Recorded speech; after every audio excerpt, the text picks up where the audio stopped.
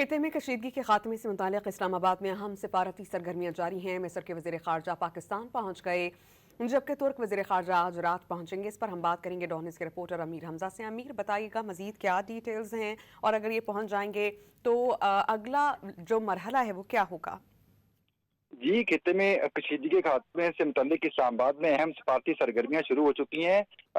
मिस्र के वज़ीर ख़ारजा डॉक्टर बदर पाकिस्तान पहुंच चुके हैं। सफारती ज़राए ने बताया कि मिस्र के वज़ीर ख़ारजा को नूर खान एयरबेस 10 बजे लैंड हुए हैं और इस मौका पर मिस्री सफ़ीर और सफारत खाने के हुकाम भी मौजूद थे। इस्लामाबाद पहुंचने पर मिस्र के वज़ीर ख़ारजा का एडिशनल सेक्रेटरी वज़ारत ख़ारजा ने इस्तकबाल किया। ताहम इसके साथ साथ सऊदी वज़ीर ख़ारजा और उसके साथ साथ तुर्की वज़ीर ख़ारजा भी पाकिस्तान की तरफ रवाना है। ताहम तुर्किया के वज़ीर ख़ारजा रात 11 बजे पाकिस्तान पहुंच जाएंगे और सऊदी अरब के वज़ीर ख़ारजा शहजादा फैसल कल सुबह अलल सुबह भी पाकिस्तान पहुंच जाएंगे।